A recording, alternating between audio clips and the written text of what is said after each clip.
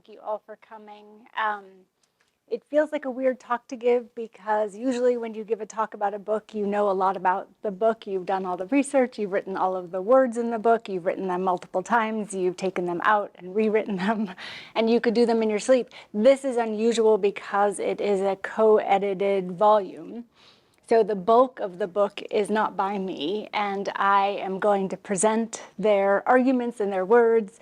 I think there are probably scholars in the audience who have done work in these places and on these topics, so I really hope that we can have a conversation. I will tell you what went into this book and sort of the context for it, how it gets produced, why it's produced at Cornell, which is actually kind of important to the story in a sense, for funding and also an intellectual home.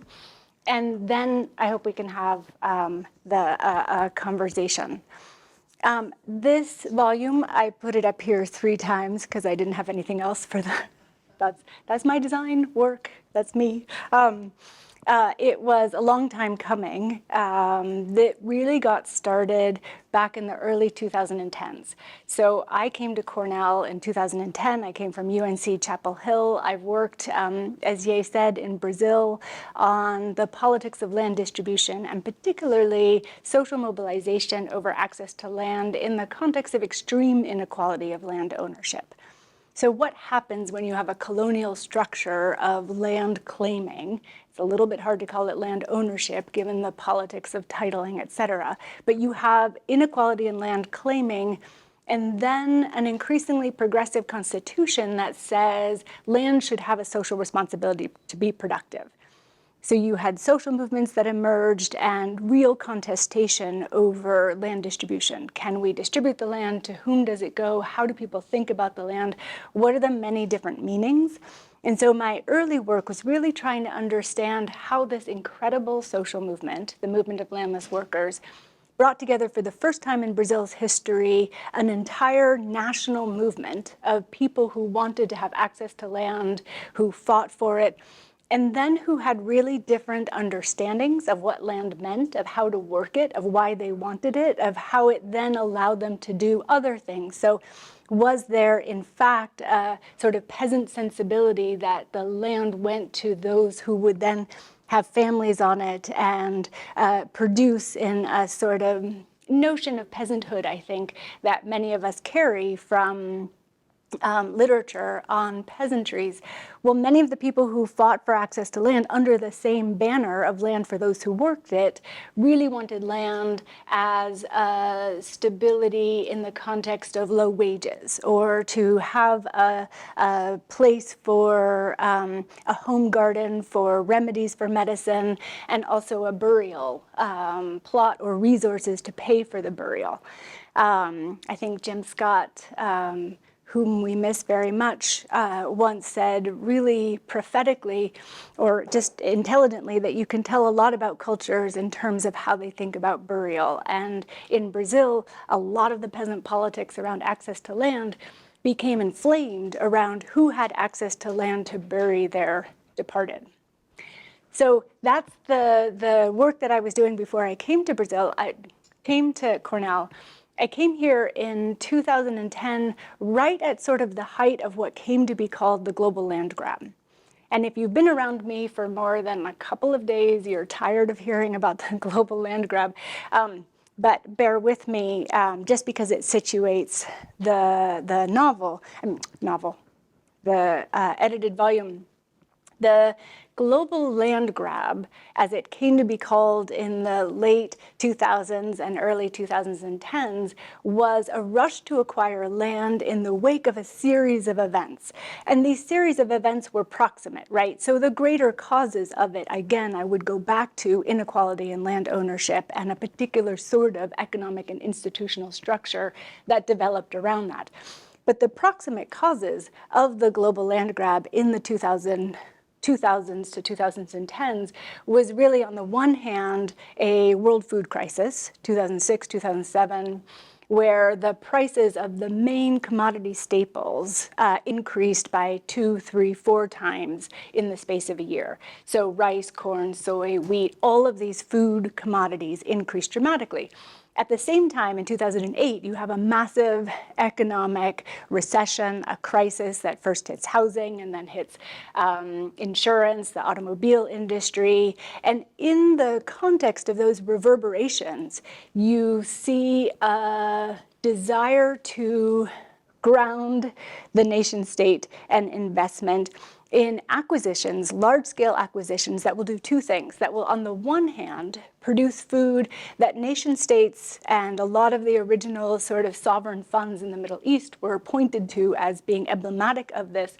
Nation states that were no longer willing to trust the global market for food production or for national or domestic food security. So these very long chains that we've created in our global food supply, they were no longer willing to trust in those to be able to feed their people. So directly purchasing land in order to make sure that the exports from that would go directly to these countries. That was one impetus. The second impetus was that as these markets crashed and as the recession deepened, land became one of the safest spaces for investment, to the point where you had investment brokers in land promising double-digit returns on investments in lands, 20, 23, 24%. If you put your money into land, and new financial tools that allowed you to not invest in a chunk of land with a particular set of fences and people who were around it, but to chop up the piece of land and put it into derivatives and to have these financial investment tools that you could sort of pick and choose from in your portfolio. So those tools and the increasing desire for a stable market for your funds led to an increase in large-scale land investments. LSLA was the polite way of putting it. That was the World Bank's term for what activists were calling land grabs. So a group of activists, a group of people in the late 2000s and in the early 2010s, right when I came to Cornell, began to try to understand what were the structural underpinnings, and then what were of this land rush, and then what were the manifestations or the motivations in particular places. So in very specific geographies, what do you have in Mozambique versus Madagascar, right? Not very far apart. How different does land look? How is it claimed and understood in these different places that lead to very different instantiations of this overall trend? So in 2010, we created the Land Deal Politics Initiative. Cornell hosted the second international conference on global land grabbing, and everybody there agreed that this rush to acquire land mattered because land mattered so much. That land, I'm holding it in my hand, just like the picture. Land was different than investing in factories or shoes or televisions or cars, even apartment buildings. Land was different because it's so fundamental to the organization and disposition or dynamics of human society, right? So the claiming of land as territory or patria, fatherland, as nation state, as identity, as memory for a whole people's and a way of life on the land, as ecology and sustainability or resilience in the face of everyday requirements, but also long-term episodic crashes, right? Land is so important to individuals, to households, to nation states, and to the global community. And this is what Karl Polanyi, of course, refers to as one of our fictitious commodities, right? A commodity that is bought and sold, but isn't produced for purchase and for ownership, right, is actually something that itself produces life that keeps us going. It's our sustenance. We live off of the land in addition to on the land, and we claim it with that intimacy and vibrancy that says this is something without which we could not exist, right? So the global land rush was fundamentally important to the way we organize our own collective consciousness and societies. I know everybody tries to make what they study seem like the most important thing to study, but actually land does seem very important. And over time, land ownership has gotten increasingly concentrated And so this differs in different places. But first, with the waves of colonization and imperialism, you have a very targeted land acquisition and extraction right in the 1500s. In the 1800s as well, an excursion into lands in a way that is violent and manipulates many of the local relations on the land in order to replace that with really land that is then productive for that global economy. Land ownership goes through many different periods historically, and in certain periods, in certain places, the idea is that it's better not to own land. In fact, just to take the produce from the land, right? And that land ownership, I think this is what Cuba taught many of the world's wealthy, right, in the 1960s. Owning land can be dangerous because it can be taken and nationalized. But if you can then control the conduits of distribution, that might be safer.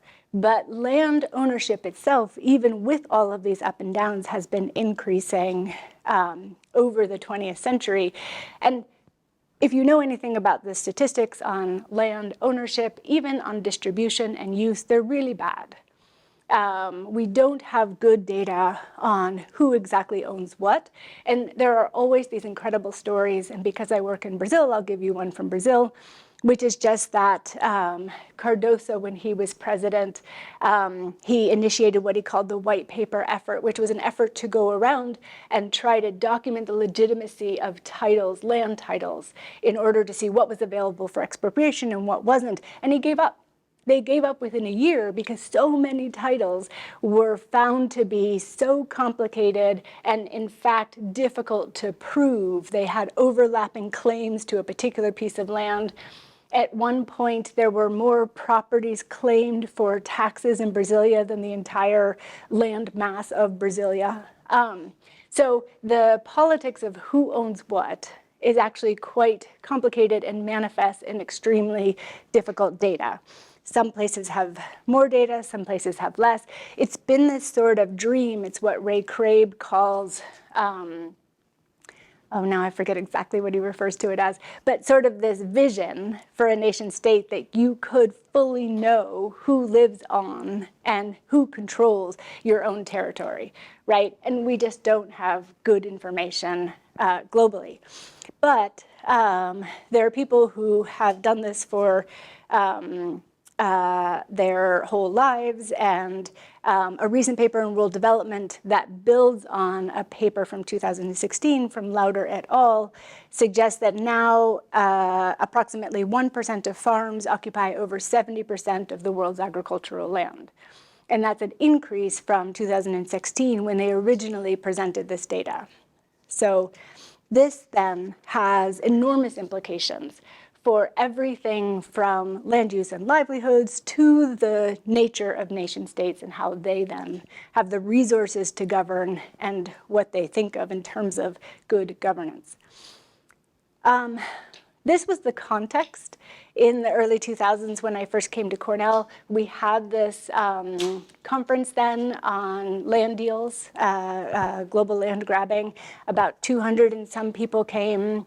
And then in 2012, 2013, Chris Barrett asked me if I would organize a tropical lunch at the Atkinson Center. And that was this fabulous, really interdisciplinary space for people coming together from all different disciplines to talk about land. And again, it sort of reflected the multifaceted nature of land itself, because people came from law, anthropology, from government, from EEB, ecology and evolutionary biology, from plant sciences, from what is now global development. So we had this great conversation, and out of it, a group of us applied for an ISS theme project, the Institute for Social Studies, or Social Sciences.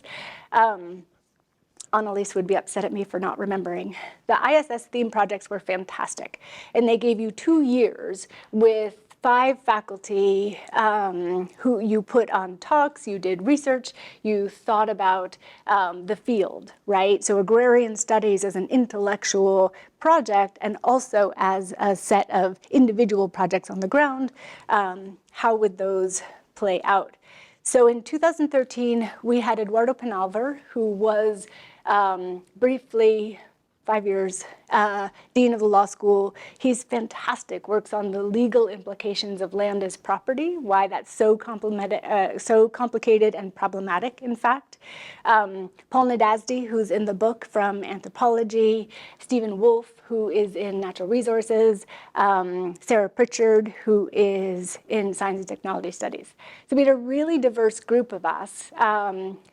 The reason I'm telling you that is that out of that theme project, we then decided that there was a real lack of attention in the university publishing space to rich empirical studies of life lived on and of the land.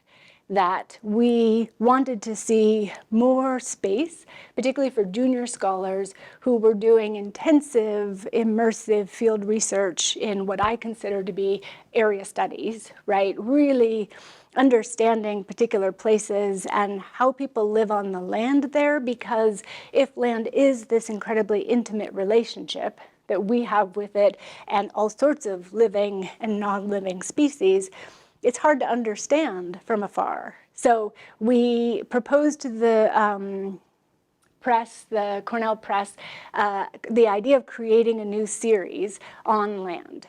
And we have had that series for about 10 years. This book then is a capstone of that series. So let me just, this is what I mean about talking about books you didn't write or work that you didn't write. This, I'm just going to really quickly go through the first set of books. We have another set coming out still in production. The first book is by Theo Balvet, who was a geographer from the University of California at Berkeley. And he's looking at northern Colombia at Uraba, and he is pushing against this idea that this frontier region in Colombia is somehow stateless and lawless, and it is forsaken by the central state. And instead, he looks at paramilitaries and guerrilla groups and shows how very clear patterns of state building and state making are evident in this frontier region, and that it's shaping then the possibilities for the national state of Colombia to be able to govern not only the frontier areas, but also centrally. Beautiful, beautiful book. Can I say unnerving? Because he's doing ethnographic research in places that, and with groups who have a lot at stake in some ways in having their stories be told, but also be in some ways under the radar. So he was the editor of NACLA, one of the editors of NACLA for a long time, and has done this work not only in the book, but also in his other writings. Fields of Gold by Madeleine Fairbairn was one of our earliest books. It really is probably the best book out there on the financialization of land. And it's a different take maybe on the financialization of land because she spent so much time with investors. So she interviewed and hung out with investors in Brazil and the US, who are some of the biggest investors into large-scale land acquisitions, to try to understand how they thought about land and how they saw it as something very removed from the conditions on the ground. So a fantastic book. The next one, An Elusive Commons by Karen Rignall, looks at, in Morocco, and particularly in the rural areas in the Atlas Mountains in Morocco, how environmental pressures are complicating the traditional commons and the relations that people had around the commons, but that people are developing new forms of collective work, and particularly women in Morocco. Penelope Antias, whose work on Bolivia really tries to understand how, on the one hand, you can have an indigenous leader, Evo Morales, for the first time in Bolivian history, and a promise for territorial rights in Bolivia, and at the same time, increased extraction, oil and gas extraction, and how it is that those seeming contradictions are being lived not by the national state, but by communities on the ground, and how, and this will be a theme throughout the book, our own book, this one, how you can't see it as something inherent to indigenous peoples per se, that they don't have an perception of the relationship between land and gas and governance that you can read off of their status as indigenous peoples. And in fact, there's incredible variability among the people with whom she worked about the work on the land. Land Fictions. This is a co-edited volume by Asher Gertner and Bob Lake, both at Rutgers. And this looks particularly at growing contestations over land in the urban peripheries. So as the peripheries of cities, it's a mistake to call them peripheries, given that they're increasingly a larger and larger part of the city itself, right? So they're not in some way peripheral, they're very much central to the city itself, and they look at how that peripheral area is fought over, claimed, and then developed. Alice Beeben, Unwritten Rule. This is a look at land reform efforts in Cambodia. So she's simultaneously recognizing that Cambodia has one of the highest rates of economic land concessions, ELCs, very large concessions of land that are dotted with land reform areas. And that land reform is championed particularly by Western development agencies as a way to promote democracy from within in Cambodia. And she argues that quite the contrary, what you see is that land reform is manipulated in order to access patronage networks and really leads to a deepening of the authoritarian state in rural Cambodia. Corruption Plots. This doesn't seem like a very positive series, right? Corruption Plots is, again, a co-written book. This one is not a co-edited volume. It's co-written by these three, by Malini Ragnathan, by David Pike, and Sapna Doshi. And it's looking specifically at global cities and the role of corruption, not only acts of what we might label as corruption, but also with the way that a rhetoric of corruption is marshaled in order to justify different actions taken to claim and disprove other claims on land, particularly in Bangalore and Mumbai, but they're looking broadly to try to create more of a theoretical understanding of cities in the global south. Kasia Paprocki, who, like Alice, was a graduate here at Cornell. This is a book that looks at how Bangladesh became ground zero for climate change, how it is represented, in a sense, I say ground zero in quotes because it's about the representation of Bangladesh as already a disaster zone, right? As anticipating the way that rising sea levels are going to complicate life in the polder areas in the delta in Bangladesh, and how she came to see that the advice in the wake of climate change was very similar to the advice that had been given for the preceding 50 years by development experts. Get off the polders, stop producing small-scale and subsistence agriculture, and get into the mainland garment factories. And so that caused her to then say, why would it be the case that you would have this similarity? What is it about the science, and how well understood is the science? A fantastic and very engaged look at life in the polders and also the scientific and policymaking communities. Sweet Deal, Bitter Landscape is by Eugen Chung, and Eugen spent about 2 years in Tanzania living with people who were waiting for a land deal to be executed. So it was a huge deal for sugar, to a foreign investor that the government gave this concession to the foreign investor, and locals were moved off of it. They were surveyed for what claims they said they had to the land, who was in the family, so who would have some kind of rights, what other occupation they might be willing to do. They brought in consultants to try to uptrain in other kinds of activities, and then they waited and waited. And so this is an example of a failed land acquisition that resulted in massive upheaval for the local peoples. And then she was trying to understand in that context, how do social relations and also legal activities or legal possibilities get mobilized? Peasant Politics, the last one I'll talk about, is just out. It is by Mark Edelman, if you know him. He's a historian at CUNY. He's been writing on peasant politics since the early 1990s, beginning in Costa Rica, then moving to Latin America more broadly with an analysis of clock, and then taking up the transnational peasant movement. So this is an updating of some of his earlier work along with new chapters that really try to understand this arc of peasant politics over the last 30, 40 years. And to my mind, you know, it sort of takes up a kind of Eric Wolf understanding of mobilization in very different historical and geographical contexts. Okay.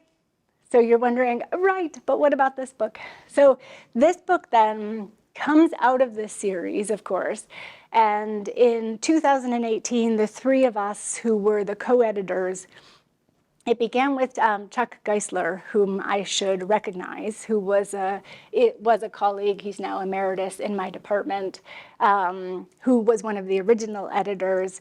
He left, he retired, and then Nancy came on, and then we invited Michael Goldman to come onto the series. So in 2018, we decided we had our own networks, but we wanted a real sense of what mattered to people who'd been writing about land for a long time, and for people who were just beginning to do work on land-related issues. So what did they think were the most important things to be thinking about? What did they think we should be looking for, publishing? What did they think was important about the work on land and agrarian societies? So we invited a group of people to come to Cornell. And again, that was in 2018. So when I say this book is a long time coming, it has been. We had this fantastic workshop because we didn't tell anybody what to write. We just said, write on something about land. And so you'll see one of the authors, Catherine Verdery, who's one of the most distinguished people writing on the politics of land. Her work has been in Eastern Europe, but she chose to imagine herself as a parcel of land and imagine what that would have been like to be a parcel of land for 1,000 years. So it's a bit whimsical, and the collection as a whole has really different perspectives on the land. So let me walk you through it. I'll just go kind of quickly through each chapter, and then we could just have a conversation about agrarian studies, agrarian societies, and access to land. Oh, sorry, that was a little quicker than I meant even. So the way that we thought about the broad overview, and once we had the chapters in hand, was that there were really three different sections. The first section we called Unsettled Territories. The second section we called Materialities and Mobilities. And the third one is Speculative Transformations. And those are probably not immediately obvious because they're not well-used categories, so I'll describe each one. But the book is divided into those three sections. So the first one is Unsettled Territories, and there we were really interested in the way that spaces, landed spaces, or land as space, is claimed and then governed by political authorities and institutions, but also in everyday ways by individuals and households and communities. So trying to understand how territories are settled and unsettled by this claiming, and how those often surface as contestation. This first chapter here is by Robert Nichols, and it's a really fascinating review of the classical political economy, where he looks at the writing from Adam Smith in 1776, 1777, The Wealth of Nations, to John Stuart Mill. So he looks at all of these classical writers from the late 1700s until the mid-1800s. And he shows that although the English, and really the British Empire, comes to be seen as a classic example of settler colonialism, and particularly in Australia and the United States, that when they began, and particularly with Adam Smith, when they started thinking, these classical political economists and philosophers were really skeptical about the value of claiming and settling land, of colonizing in the way that the British did, particularly as the 1800s moved forward. So in some ways, Adam Smith is mobilized as a theorist who helps to justify or explain why you would have this claiming or colonization in the United States. In fact, he was very skeptical, and it was only over the course of the 1800s that it was that there was a justification for moving away from just taking the produce of the land to the land itself. And that more and more, this official justification for claiming and accessing and settling land became part of the official discourse and mirrored by the theoreticians. And in fact, what he argues is that it wasn't even so much a product of the theories themselves and the internal logic of the theories, but calls for justification of land settlement coming from the colonists in the United States. So increasing claims for justifying their own settlement of land coming back to be reflected in the theoretical acceptance of settler colonialism. It's much more interesting than I just made it sound. If you've ever read Emma Rothschild, who takes Adam Smith's early work, he's a moral philosopher. He has great concerns about the rise of capitalism in England. He has great concerns about the move from the rural areas to the urban areas and into factories, off of farms and into factories. And yet he becomes mobilized as the theorist who we understand as the father of political economy and the father of this movement into capitalism and into industrial capitalism. So Nichols is doing something similar and trying to show how Smith gets mobilized and how, in fact, this period charts a change in political economy. And if you've read Karl Polanyi, again, it's that same period, right? So he's really talking about the period when you will increasingly see free trade and land and the products of land be seen as something that should be traded freely. Land becomes one of those pieces. Chapter 2 is by Clint Carroll at the University of Minnesota. And Clint is looking at the way that the Cherokee Nation has managed its own land and the violence of the bureaucratic rule, the norms, the laws, the policies imposed on the Cherokee by the US government, by the US state. And he particularly looks at land management practices and the use of fire. So tries to understand how the Cherokee groups that he has studied have used fire in order to lay claim to land, and how that had to change once the US system of land claiming came into being. Clint argues, and I said already that this is sort of a pattern that runs through the book, which is that we have to see more complexity in these groups than we have traditionally.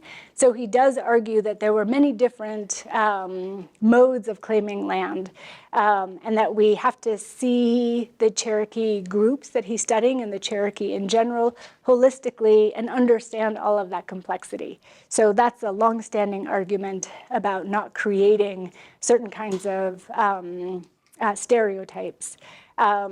He also charts these land management practices and the way that they conflict with the bureaucratic land administration to today to try to understand struggles for reclaiming not just land access and land control, but also land management practices. Chapter 3 is, yes, chapter 3, because we have an introduction, sorry. The introduction is not a chapter. It's by Nancy, Michael, and myself, and just sets out an overview, a lot of what I talked already about in terms of the political economy of land access and ownership. So chapter 4 is by these three authors here, Gabi, Flora, and Katie. And it is, again, an argument that this whole idea of settler versus indigenous person is inadequate to understand land relations in the Ecuadorian Amazon. And they look within the Waorani, and they say that in the Waorani, you have those who have chosen to settle and those who have chosen not to settle. And so within this particular indigenous group, you in fact have many of the same tensions of settler versus indigenous that you might have assumed to be in the broader society. The study that they do is not with those who have isolated, the Waorani who are not settled, but with those who have settled. And they present this incredibly compelling and rich study of the fears that the settled Waorani display of those who choose to be isolated.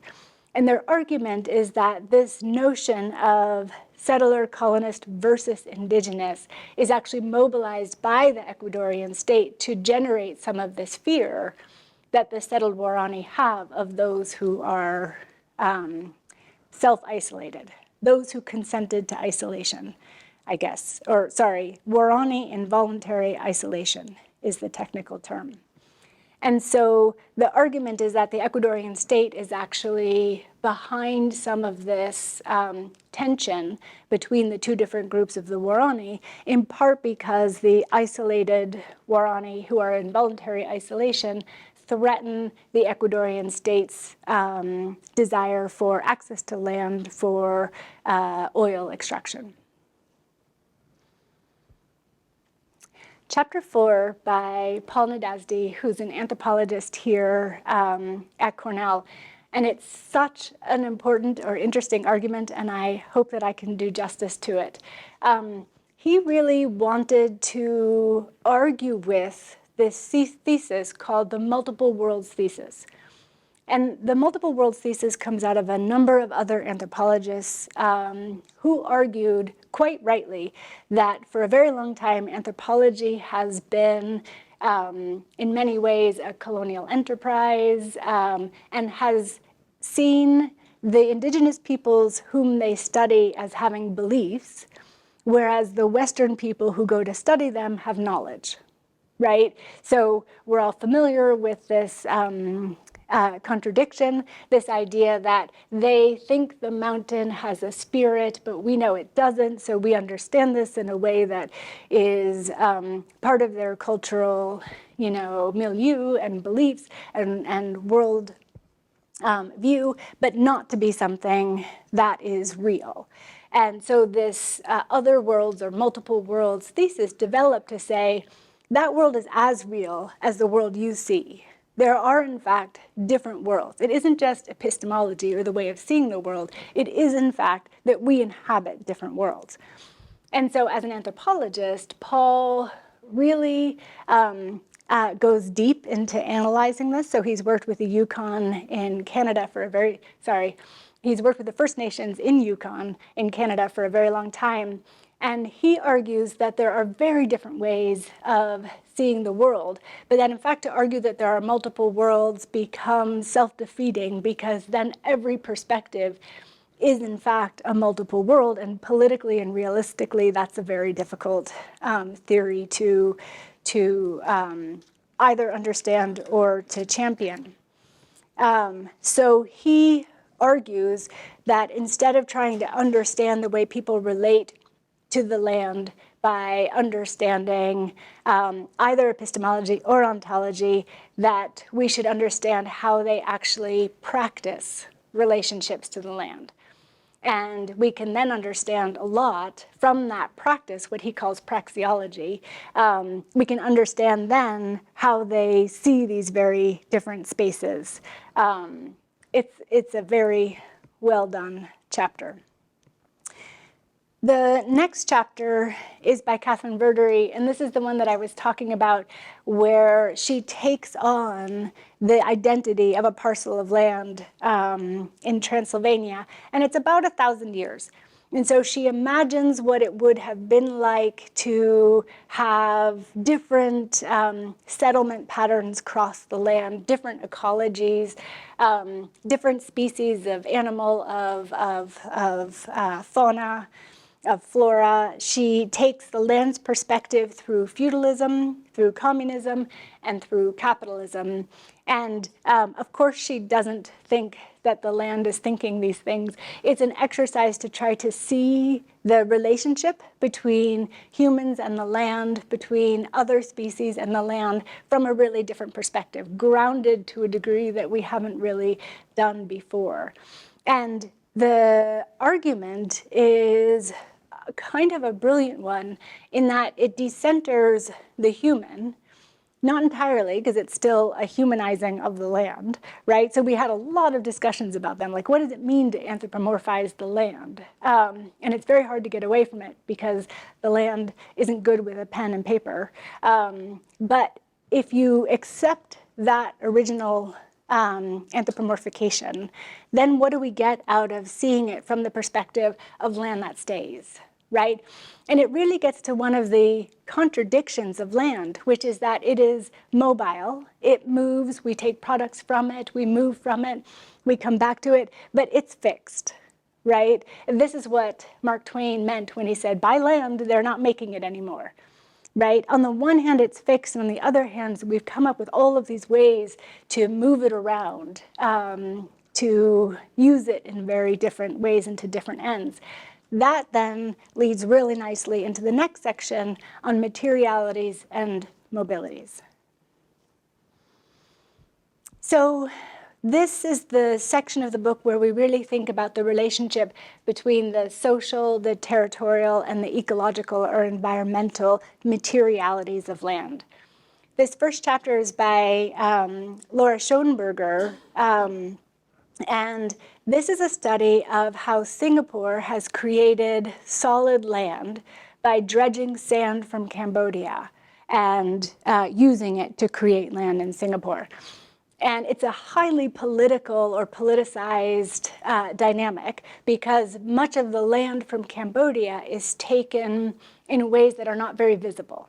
And that's because land is so politically sensitive that scooping up literally chunks of land and moving them to another country is very politically fraught. So the land removal, the sand removal, is done usually quite covertly. And in Singapore, it is not identified as land coming from Cambodia. In the last decade or so, activists from Cambodia have become very visible on the internet and in social media saying our land is being taken, it's being taken to Singapore to build new land there. And so she goes through the process of physically moving the land, the infrastructure that has to be built in order to get the sand from one place to another, and then the politics that accompany that. And increasingly, the social media campaign has made something that was very under the radar, very much a highly visible activity in Cambodia. So more happening there. This is a chapter by Andrew Osterhage, who looks at a dynamic that really probably began in earnest in the mid-2000s. And this is young, mostly male farmers, mostly white, from the Midwestern US, who are second sons, third sons of farming families in the Midwest who go to Brazil, to the center west, to buy new land. What is new land? To buy land.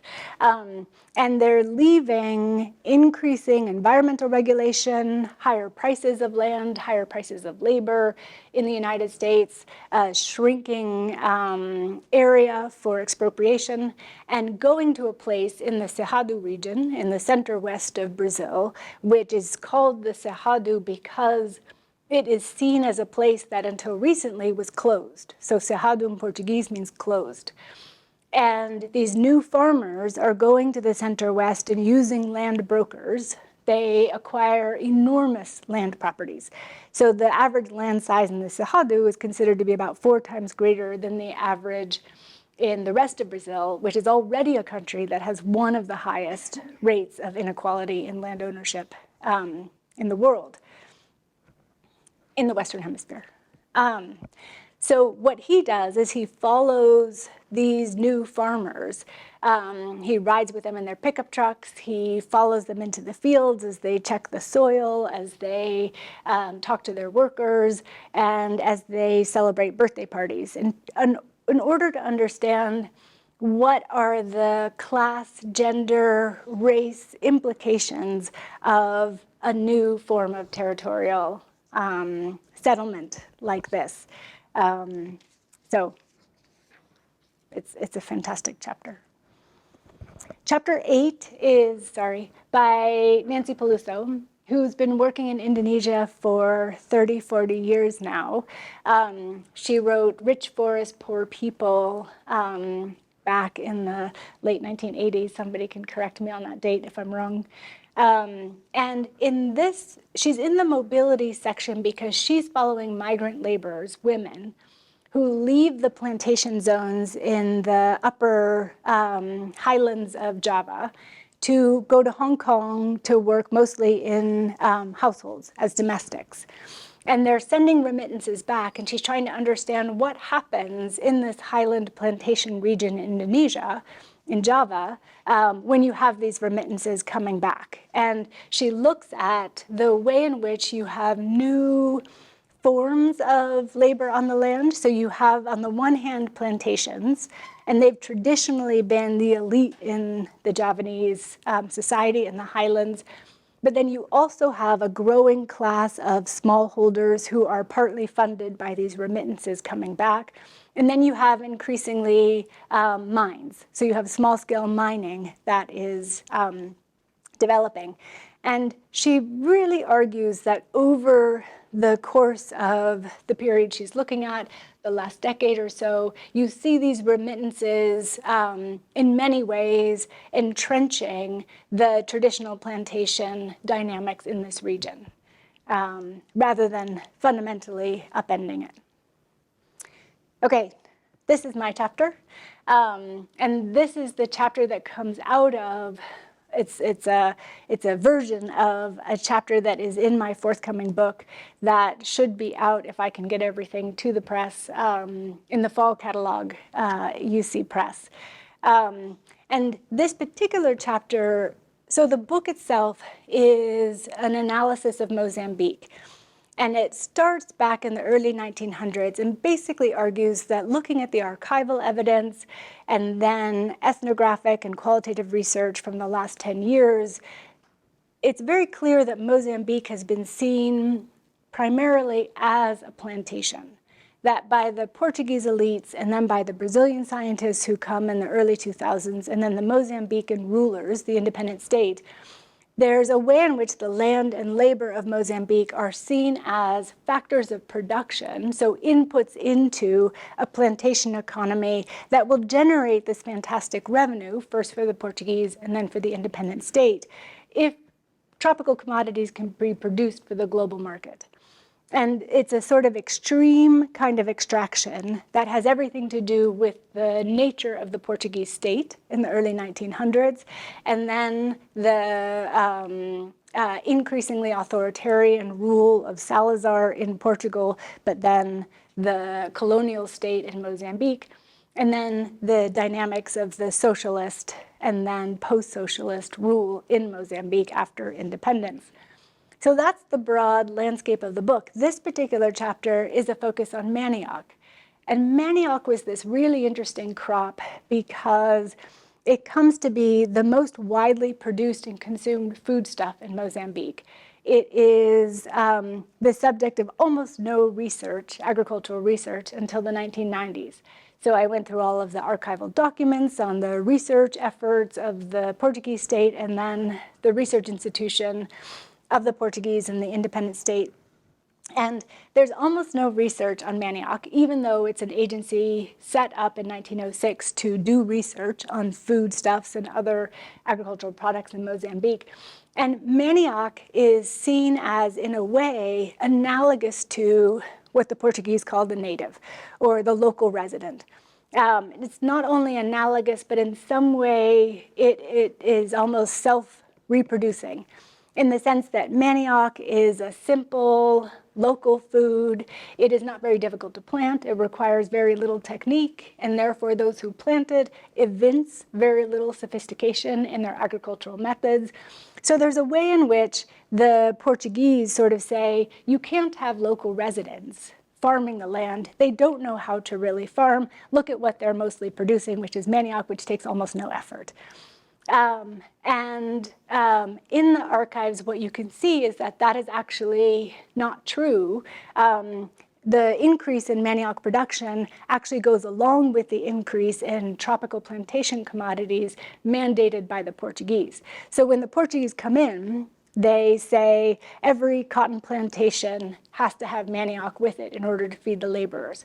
Every tobacco, every coconut has to have some manioc. Corn was also a foodstuff and really much more actually attractive to local laborers, but it was more expensive, it was harder to produce, and many of the local colonists were producing that for their own consumption. So manioc actually grew in tandem with the plantation economy.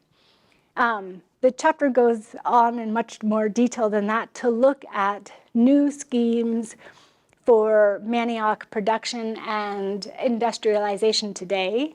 So in the 1990s, all of a sudden, you start to get research into manioc, and that starts with a project that is funded by the Gates Foundation in Nigeria. It becomes a multi-national project, and it really is because the cassava brown stripe disease is so bad that basic levels of subsistence are threatened, and money comes into manioc research, new hybrid varieties. With these new varieties, there is a new scheme in Mozambique to gather manioc, particularly bitter varieties, to process and produce cassava beer.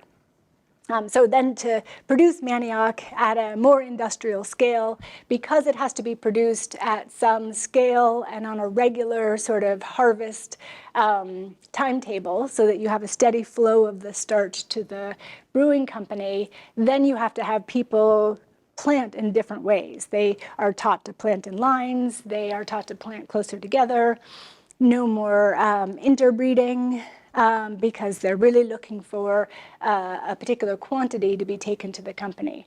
So this chapter is just an overview of the focus specifically on manioc and an argument that these new methods and markets for producing manioc at scale, in fact, make it very difficult for people to continue planting manioc in their traditional ways for subsistence. And so they are actually sacrificing some of their subsistence to be able to enter into these very uncertain markets that then become very contested because the price lowers significantly. So I went on a lot more about my chapter. Chapter 10, I should keep an eye on the time. Oof. Okay, chapter 10, 11, 12, 13. I took longer with this than I meant to. This chapter on Liberia is fantastic. It looks at how plantations, particularly Firestone, is welcomed into Liberia by some of the freed enslaved persons who first went to Liberia and claimed the independent nation in the 1800s. And then that plantation openness became really baked into the settlement and government of Liberia in ways that make this latest round of large-scale land acquisition and plantation production very difficult to fight against, but that there is a civil society movement that is marshaling customary rules about land access in order to try to fight the latest round. Okay, chapter 11, I think I might have missed a chapter. This is looking at rent and particularly arguing that speculation allows for massive profits to be made on land that then clash with the fixed and material aspects of land on the ground. So a theoretical perspective of the Madeleine Fairbairn argument that I showed you before. This is Michael Goldman's article, a chapter on Bangalore, and specifically looking at the way that international multilateral institutions, financial institutions, development institutions were working with local level officials in order to create the kind of institutional infrastructure needed to turn Bangalore from, sort of a mid-level provincial city to a global city. So he argues that the governments were sold on this idea that you needed to build airports and you needed to bring in other forms of investment in order to, and it's basically funding this through accumulated debt. And this was going to be what made Bangalore a great city, and in fact has been, as Michael points out with his research, a tool for dispossession and increasing debt loads. Tanzania, another study of the long promise of Ujamaa from Nyerere in Tanzania, and how that still has a very strong memory in Tanzania, even as there's a struggle for formalizing land rights in order to take advantage of the ability to claim land and to stave off claims for land. The book ends with a chapter from Kirstine Shields, who's at the University of Edinburgh, and it takes us back. So we started with Robert Nichols, who was looking at classical political economy in England, and it takes us back to that region. It's in Scotland, and Scotland, of course, is one of those areas that really manifested the enclosure movement. And then when the when Scotland approximated more to England and then began to partake in the spoils of the British West Indies for greater Highland clearances and the creation of the large Scottish estates, what Kirstine is looking at is that now, as Scotland pulls away from England, one of the major claims from people in Scotland is for land distribution, is to have a land reform in Scotland of land back to communities. It looks really different. We got to go, we visited a number of these communities, and it looks really different than what I would be used to in Brazil with land reform, but it's really interesting to see that memory of dispossession, the memory of the clearances and of the large estates, and how that plays out in politics today. I'm sorry I went so long. Thank you so much for coming and for listening. I'm happy to take questions, but I know it's past time, so I should let people go, and I'm happy to just stay here and have a conversation. I think we can do. Okay.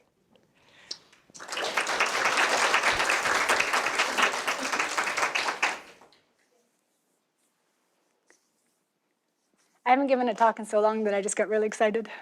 Thank you so much for this talk. Oh, because there are people on Zoom, they went. Oh. Thank you.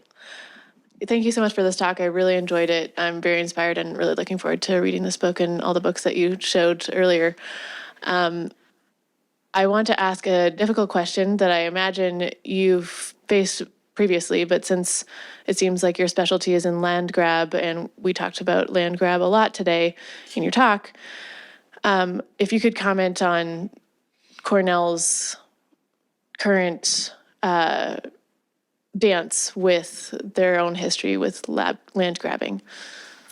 Yeah, I don't even know that it's a dance so much. It's a really good question.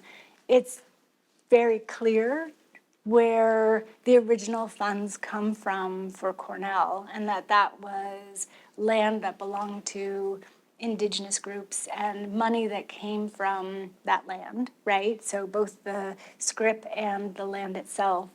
I think it is true of the land grant institution in general, but it does appear to be particularly true of Cornell. The university has had a number of conversations and made a number of efforts at a sort of, now that we are in this position, how do we think about re-engaging with Indigenous groups locally and also really in the Western US? Some of those are ameliorative, right? So scholarships and better relations with the local Haudenosaunee communities. Sorry, I said that poorly. And I think there's a lot more that we can do. I think the faculty and students who work with ACE, the American Indian and Indigenous Studies program, have a lot of really good ideas that they have been in conversation with leadership at Cornell about implementing. And I think that's going to have to be an ongoing conversation. You can see the traces of that occupation and dispossession all over Cornell. Yeah, so. So I want to say thank you for this talk. I had a question about your chapter in this book. So my question is, would you say that to make better use of land, you would need knowledge, but also access and resources? Because in the case of Mozambique, I got the feeling that they've had land. There is land in Mozambique, but they haven't made a proper use of it, which today hinders them from being competitive in markets because they've mainly been growing and been accustomed to growing manioc or cassava instead of competitive goods that are more renowned. Is that a fair sort of assumption? I think that's the narrative.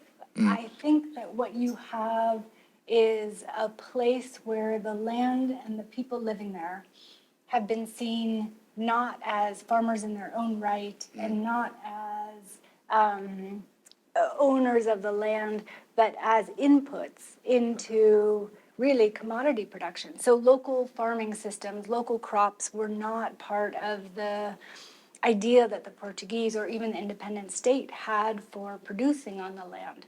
So they went for rubber, coconut, sugar, and cotton, right? Not local crops or local communities. So quite the opposite of a suggestion that local peoples haven't made good use of the land. I think they've had their access really stunted by this idea that they should just be laborers on the plantation. And I think what has to happen is there has to be a really different vision for development and production in Mozambique, where instead of working for the market works for them. I stole that from Polanyi. We have a number of questions from the online audience, but I'll read one. In light of the emerging scientific evidence for climate change that may lead to great changes in the features, potential uses, and human conceptions of land, what do you imagine might be the impact on what an edited volume like this one, written in 2050, would look like?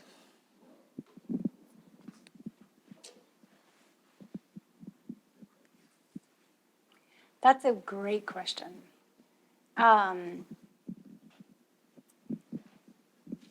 Yeah, I really fear that there